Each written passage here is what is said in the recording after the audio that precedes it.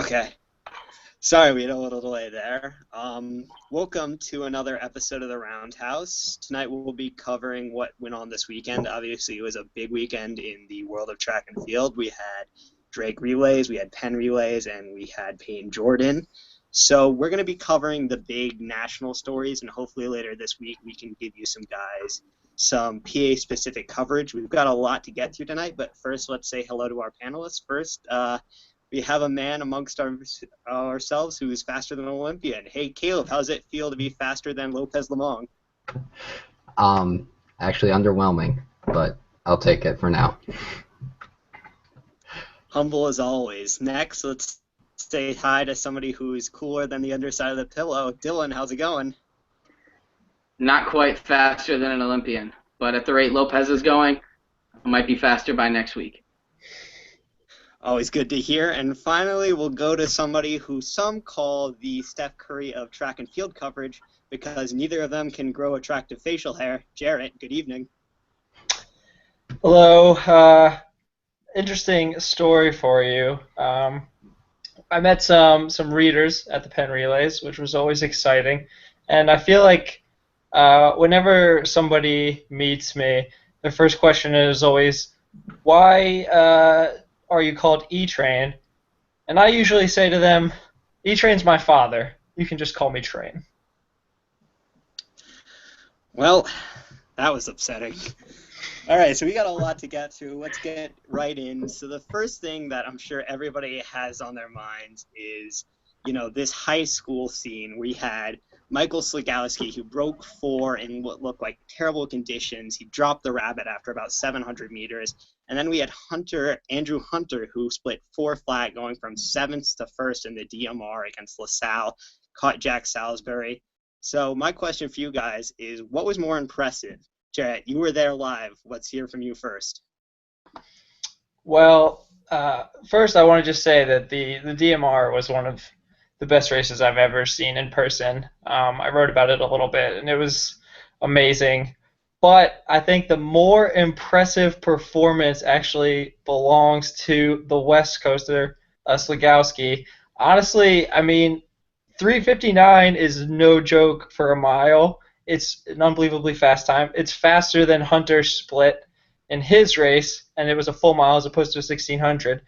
Not only that, he dominated the race, had about a 7-second margin of victory. This wasn't a professional race. This wasn't the races that we've seen Hunter run at the Armory where he's had competition and kind of perfect conditions, like almost perfect rabbits. This was just a high school race. Went out and I heard 2:02 through the 800, something like that, and then he just brought it home, looking incredibly smooth, running a really fast third 400. And honestly, I think that this kid could potentially beat Andrew Hunter in a race straight up, which is something that probably nobody imagined a month ago, but there's actually a debate now about who the best high schooler in the country is, which I think is incredibly impressive given what Hunter's done. All right, Dylan, what do you make of these performances? First, I just want to say that Hunter closing the way he did against what seemed to be, one of the elite milers in the country, and Jack Salisbury just really shows how far ahead of most of the country he is. That being said, I'm going with Slagowski as a more impressive performance. Second fastest time in an all-prep race ever. As Jarrett said, it wasn't a professional race. It wasn't, at the Armory with 8 Division I college runners, 3 pros, and a potential Olympian. He ran a negative split, as Jarrett said, 2:02 and 1:57. He wasn't chasing anybody. It's a 6-second PR. He's got 1:48 speed. I think he's got, honestly, way more that he can show us at this point. 40 or 45 degrees in the rain. I want to see what he can do in mid-June at Pre with Hunter, Tamagno, Connor Dunn, and company. All right, Caleb, do you got any love for Andrew Hunter? I do not. I loved Slagowski's race. Watched that, and the kid is unbelievably smooth. And I know that's something that's sometimes overrated, but coming through in 2:02, looking comfortable, and being able to come back with that 57-second third lap to be 2:59 at 1200 is, that's not easy. Third lap's the hardest lap of the race, and then he's all alone. Fourth lap just gets the 60 to get under 4, but never looked like he was stressed, never looked like he was pressing. So yeah, I mean, I think he looked way more impressive, and I think he's got a lot more in the tank. So hopefully we'll see him lining up with some of the other high school studs in the next couple months, and we'll see something crazy, I think. Yeah, absolutely. For those of you who weren't able to see Slagowski's race, there's a video of it on YouTube. I highly suggest looking it up. He is just at ease. He's so calm, and he's coming through just relaxed, very composed. Just not something you really see out of high schoolers. But let's move on to the college scene. In the 5K last night, the second section of the 5K at Peyton Joy, we saw three collegians. Sean McGorty, Patrick Tiernan, and Justin Knight all go sub 13:30. And what I want you guys to do is just humor me for a second. I know this might be a little extreme, but let's say not all is well in Eugene and Edward Cheserek is hurt. He's not running at NCAAs. Who takes that 5K? Is it one of those three? Is it one of the guys I didn't mention? Dylan, what's your take? I'm going with McGorty. He's just so crazy strong. He doesn't have the raw speed that maybe a Cheserek or even a Justin Knight might have. He doesn't have that 338 necessarily in the tank. I mean, chasing in a DMR is a slightly different story, but we haven't seen it in an open event. But he maintains a kick from so far out that he can just get around guys with 600 meters left in the race with 450. Before that, raw speed really comes into play, and then he just holds guys off. And honestly, healthy, unhealthy, not running, when it comes down to the predictions, I might take McGorty over a Cheserek. Wow, not only over the rest of the field, but over Cheserek as well. Caleb, what do you think about that? I don't know that I'd pick him over Cheserek, but I would disagree on one key point. McGorty does have the raw speed. He ran 3:53. That's faster than a 3:38. He's got the speed. He's got the strength. 13:24 is no joke of a time. So yeah, I definitely agree. Out of those three guys, I'm taking McGorty. He's shown the ability to run fast times, and more than that, he's starting to develop into master tactician. So I've seen him win more and more races in the last year. And I know he lost that 3:53 mile, but I think he's moving in the right direction with that. So put him at championship race, and with the tools he has in his belt, I don't see anyone else taking him down. All right. Well, Jarrett, I know you've been a Justin Knight a fan all year. Do you have somebody else, or is it McGorty for you too? I actually don't think it's McGorty. I think it's Justin Knight. And honestly, I mean, I know McGorty's had some big success recently, but if you look at some of these big races that everyone likes to talk about, you look at the 353.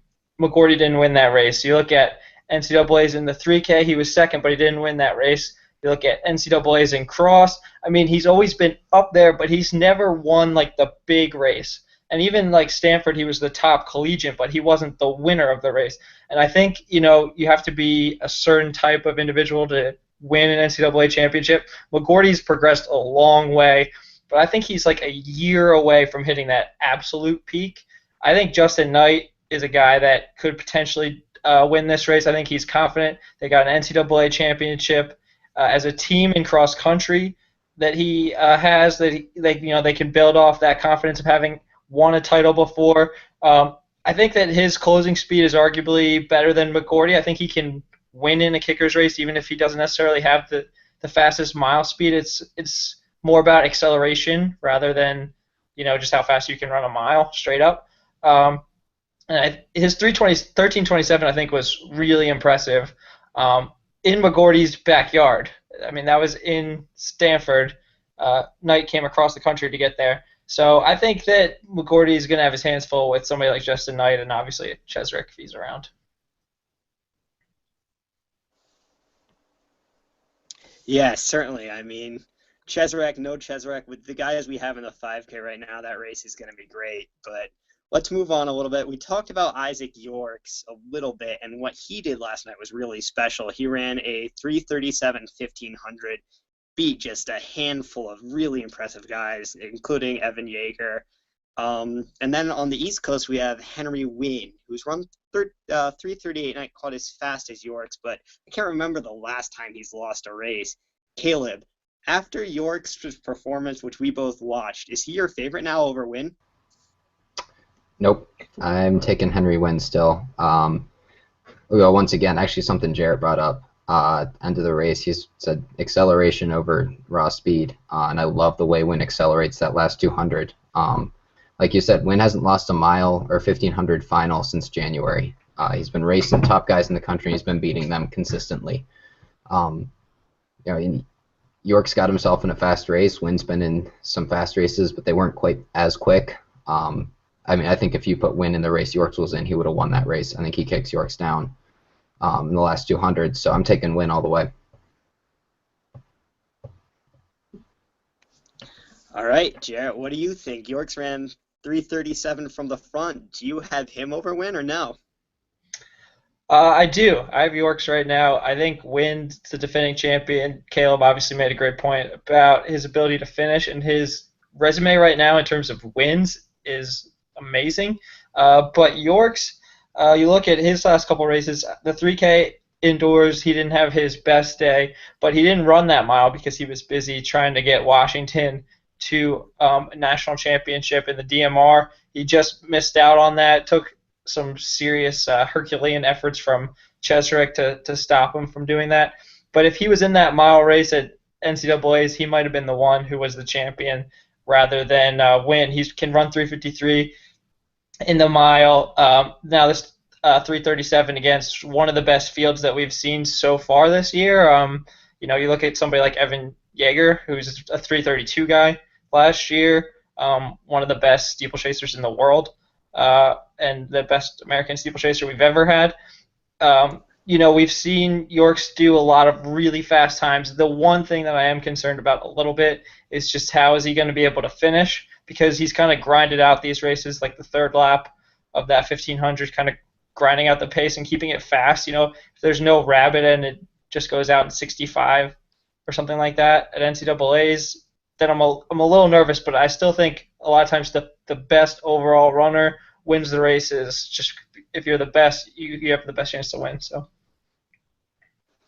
All right, Dylan. These are two of your favorite guys with Yorks and Wynn. Who would you take? You know what? You're absolutely right, and I'm sort of struggling with it. But I'm going to take a Caleb-like approach, and I'm going to say Isaac Yorks undoubtedly is a great time trialer, but Henry Wynn is a racer. He's a great racer. He's proven it. As Caleb said, with several key wins, he won at ACCs. He did come in second in the 3K, but as Caleb said in the mile 1500 distance, that's his race right now. Big time at the Florida Relays, 3:38. Then in Virginia, again, he ran 3:38. So it's not just a one-time thing. He's out-kicking guys. He won an NCAA title in 4:06. So he can run fast. He can run slow. Yorks hasn't really shown us the I can kick from fourth place or I can kick with 200 to go speed. He's shown that from the gun, chase a rabbit or chase a time speed, which doesn't always translate at NCAAs. Yeah, really hard to go against a guy who has an essentially flawless resume this year. So let's move back to high school. We've seen 4 guys in the last 12 months break 4, and we still have a lot of tremendous talent. We got, Ratcliffe out in Boston. There's Austin Tomago, even, Connor Dunn, these really elite milers. So, Jarrett, buy or sell, we will see another sub-4 performance from a high schooler before the end of the season. I am going to buy this. It sounds kind of crazy because, we had those 4 straight years in the 60s where we had a sub-4 miler, starting with Jim Ryan. Then we had a long, long wait until Alan Webb finally broke 4 minutes and destroyed 4 minutes with his 3:53. But things have changed.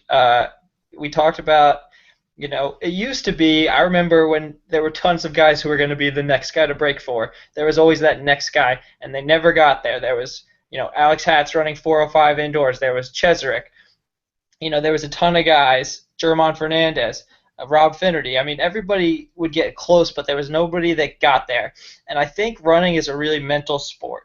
And some of these barriers, what's the difference between 4 minutes and 3:59? A lot of it is mental. And it's kind of, that barrier's kind of been knocked down. We had guys like Matthew Madden last year who he wasn't the big name. Grant Fisher was the big name who was supposed to go out and break 4 minutes because he had this unbelievable resume. Madden ended up going out there and doing it first. So we've seen kind of guys who aren't even heralded to be the next great one come through and break it. And Slugowski this year, I mean, we knew he was good, but I don't think anyone even a couple months ago was saying sub 4 in the mile.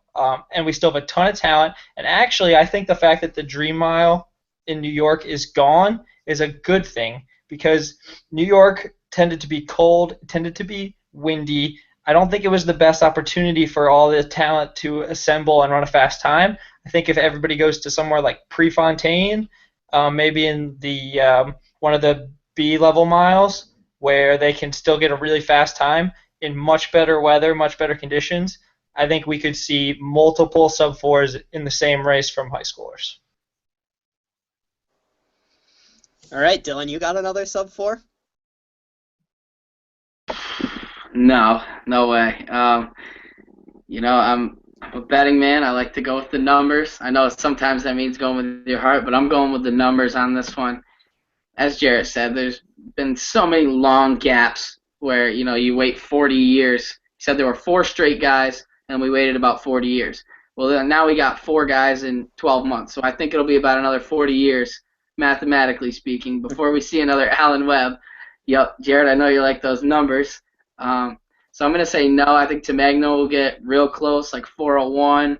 I think Connor Dunn could get real close. He has crazy 150 speed.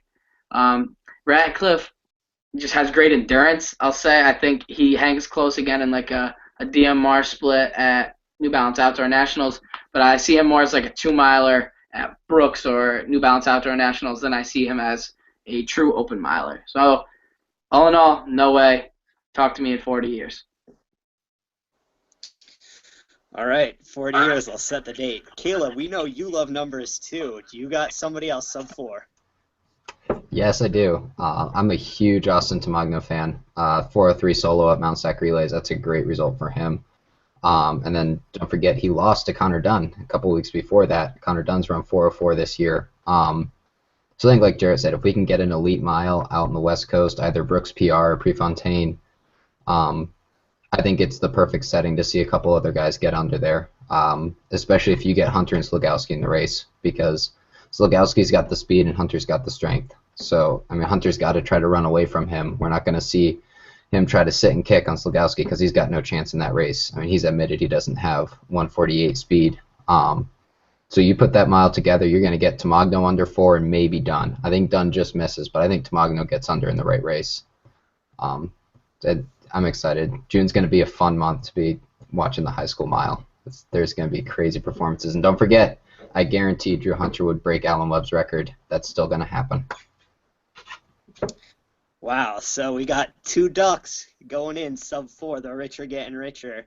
Let's go to an event that we don't really cover a lot, but last night we saw a very impressive performance in the steeplechase. Mason Furlick runs 8:28. It's sort of a cramped race, and he took charge, and he ran that really fast time, with a lot of assertion.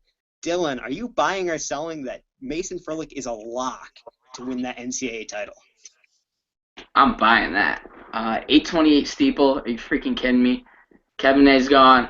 I mean, no one else is running that fast, especially May 2nd. But more importantly, in about 4 weeks, 3 weeks, I don't know, whenever NCAAs is, a month from now, nobody's still going to be running that fast. Yesterday he was beating pros. He's beating guys who are looking to compete in the race at Olympic trials. He ran a 3:55 1,600-meter split this indoor season in the DMR. He's showing us he's got speed. He's got the poise to lead a big race like Peyton Jordan against pros. He can close a race.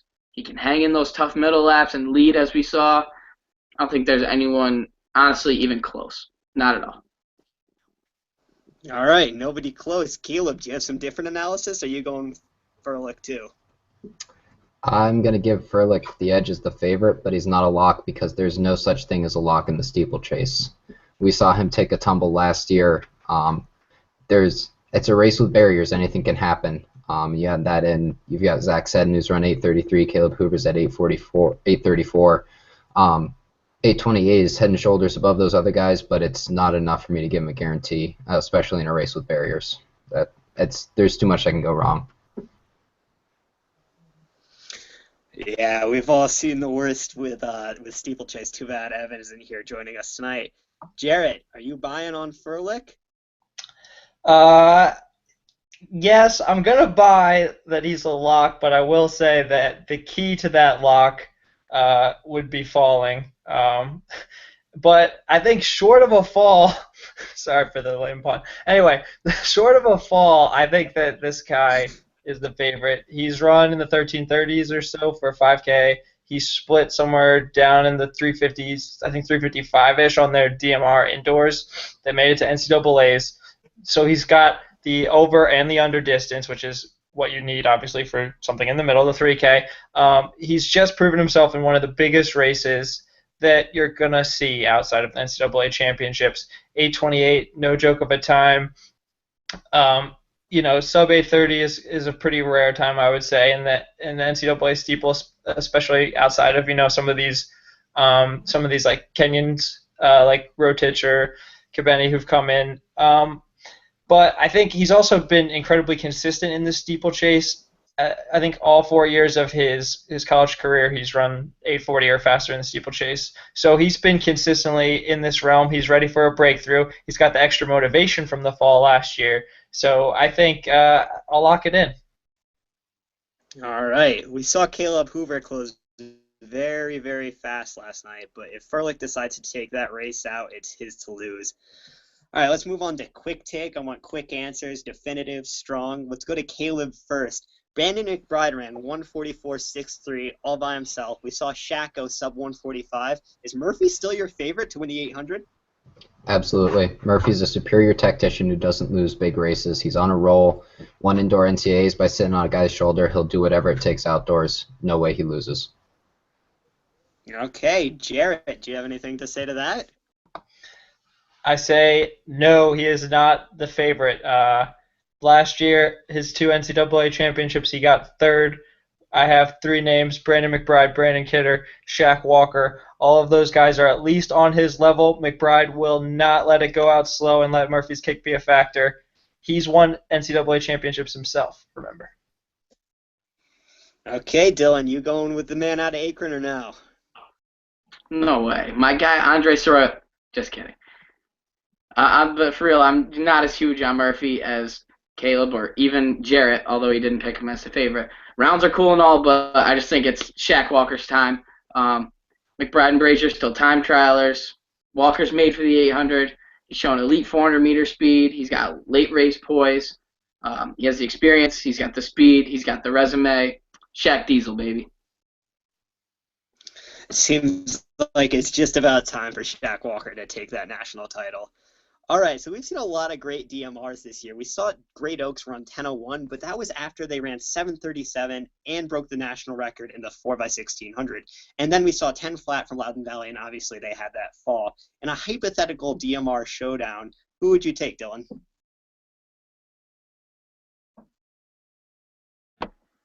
Hunter. Now, doing the math real quick, say Great Oaks runs 3 flat, 49 seconds, 153, and best case 405. That's like, I don't know, 956, 957, something like that. Whatever it is, they still don't run away from Hunter. You can't hide from him. He's the freaking boogeyman. He'll split 354 to gun you down. You have no chance. Loudon Valley. Come on. All right, Caleb, is this one of those where it's like you're picking Tiger against the field in his prime?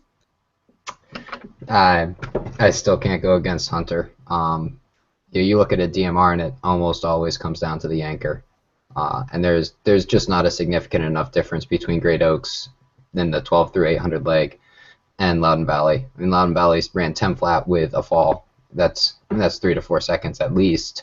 They're not running away from Hunter, and Hunter will hunt you down, pun intended.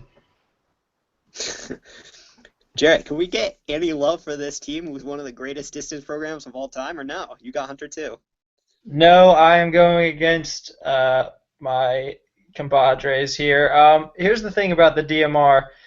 First of all, we just saw LaSalle come this close to beating Loudon Valley. this close. Some people hypothetically might even say that they did beat them and there's a conspiracy theory. I don't know. But I will say this. You need speed in the DMR. I think that's kind of underrated.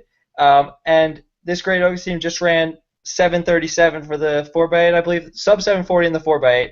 Really fast speed. They have a ton of depth. They have guys who can run under 155. They have guys who can run under 420. They have guys who can run under 9 minutes. They have a ton of depth. If they get in a race, it's not going to be a one-on-one race. You look at some of these teams that have the fast 1200 legs, like LaSalle, like Riverdale, pull it out, get the race going fast. They're not going to have a 53 400 leg in there that's going to allow Loudon Valley to come back. I think they're going to pull away. It's going to be really fast, and I think they can hold off Drew Hunter. He's not invincible. We saw him almost lose. I think it's possible to beat him. Yes. I just want to I say think we real gotta show quick. Isaac Cortez some love on that 1200 leg, but let's move on. So last night we saw Futsum Zena Selassie. He breaks 28 minutes. He credits to Bernard Lagat serving him dinner. This is one of my guys. He just can't seem to get that national title. Let's say he's racing Ches Dillon. What percentage do you give Futsum to beat Ches?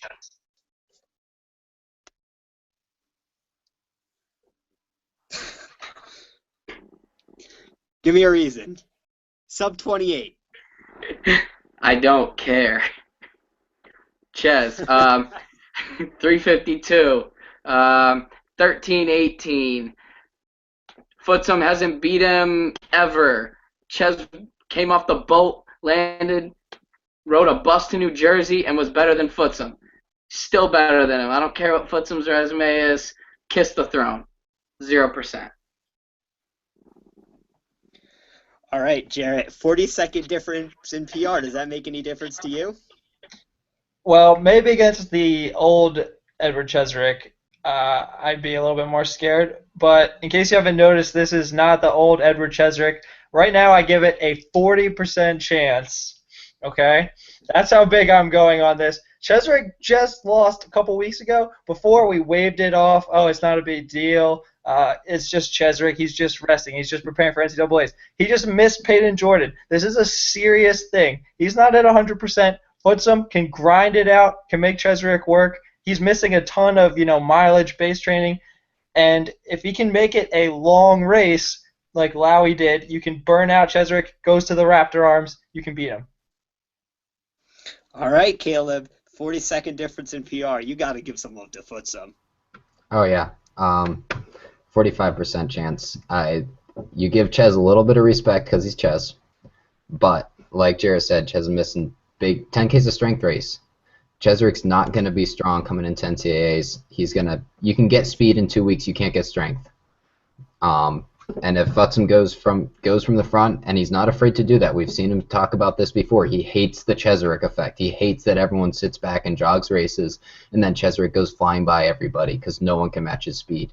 Well, this is his year to prove that he can beat the Chesrick effect, that he can take it from the front, run 27:45. Chesrick can't hang. Last 800, he puts a gap on him, gets to celebrate the whole last 100. I like his odds. But that's only because Chesrick hasn't shown he's healthy. If Chesrick is healthy, 13-18, 28:45 on a cross-country course in a race where Tiernan tried to do what I'm saying Futsum needs to do, Chesrick's still got a little bit too much for me to give Futsum the edge, but best odds we've ever seen.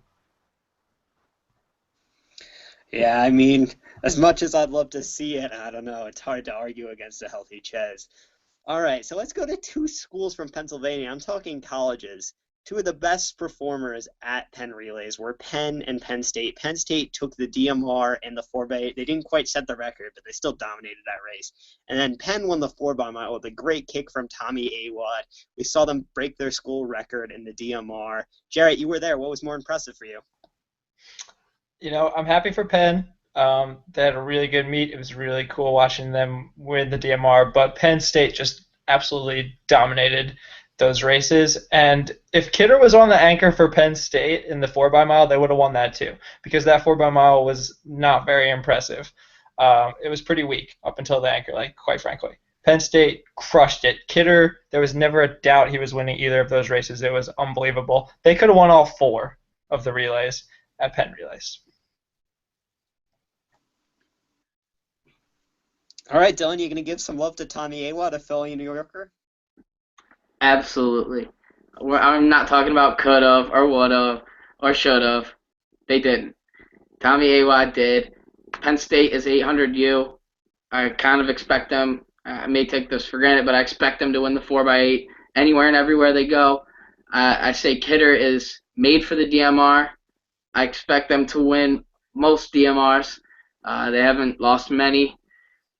NCAAs is the only one that comes to memory.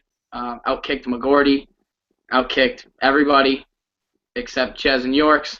I expect them to win those races. I'll be honest, I did not expect Penn to win. I did not expect Tommy Awad to kick that hard and run 4 flat. I was pretty impressed there. He showed out for the home fans. Penn getting the big shout out for me. All right, Caleb, you going with the homeboys too, or is it 800U? I was severely underwhelmed by both teams, actually. Yeah, Penn State's 4x8 was nice, but you've got 4 sub-150 guys on there, and you only had 2 guys who were actually ended up under 150. DMR, you won at 936. Doesn't even make NCAAs indoors. All right, so he has jogged and had Kidder run a fast 200. 4 by mile, you've got 3 legs that were slower than 405, I believe. It was slow. I don't find any of the results real impressive, but 2 wheels is better than 1 wheel, so give it to 800U, Penn State. All right, if you want to talk about underwhelming, how about those Georgetown Hoyas, man? That 4 by mile was right there for them, and they could not win. Something's up down in D.C. All right, let's go to our final section. This is your last chance to make an impression on me, your moderator. We saw a lot of impressive stuff this weekend, and there's no way we could have covered it all right now. Caleb, what was your most underrated performance that we did not get to tonight? All right, got to give some love to fellow D2 athlete, University of Southern Indiana standout Johnny Guy, with a 28:34 10K in the slow section at Stanford. That would be number 2 in D1 right now. He's run 13:39, would also be top 10, I believe, in D1. This guy's on a roll. He's having a great season. He's shown he can hang with the big boys, but he doesn't get any love because he goes to a small D2 school. Got to give a shout out. All right, Dylan, who did I miss? Grant Fisher, 13:39 5K. Shout out to Alex Fox for calling it ahead of time that he would run a comparatively more impressive 5K. Then he ran 1500. I doubted him. You doubted him, Jarrett. You doubted him, Caleb. I don't know if Caleb doubted him, but I certainly did. Prove me wrong. Grant Fisher, freaking fast. Look out, top 6 at NCAAs this year. Bold prediction of the year. All right, Jarrett, your turn. Those are all nice, little stories, but how could we not talk about Bernard Lagat winning the 10K? He just became arguably the favorite in the 10K. Galen Rupp, a little shaky after the marathon training. I know that he's probably going to win, but Lagat has beaten him a ton of times in a lot of big races. He moves up to the 10K. His first ever 10K comes out, blows the doors off everybody. This guy is such a polished racer. Even at his advanced age, he's still one of the best runners ever. He's going to get at least second in the 10K, and he might win at USA's. Yeah, I mean, he's sort of ageless at this point. A couple other guys I would love to mention. Tommy Curran, he runs 13:33 in that race. Great performance. He was overlooked by the announcers. Nobody even thought to mention him. And how about Morgan McDonald, 13:35 in that race that Fisher was in? I thought that was a great performance, too. But tonight, I'm going to have to go with Caleb. He was the only one who really gave Foots a chance. Maybe it's a little biased, but what do you got to say for yourself, Caleb? All right, it's finals week, conference week over here in Hillsdale, but track's on tap. I can never pass it up. I was going to hit curtain, actually, for this. 13:33, and you get the announcers at Peyton Jordan looking over you. I mean, what's up with that? This dude is gutsy. He's been running from the front all year, cross country, indoors, outdoors, gets a nice PR, 13:33. I think he's super underrated. He's going to be top 3 at NCAAs, calling it right now. That's what I got. All right, good stuff from everyone tonight. That's what we got for you tonight. Hopefully later this week we can get together. We can break down what the PA high schoolers did at Penn's relays. We saw some great performances there. But like my grandmother always says, make sure you eat breakfast. Good night.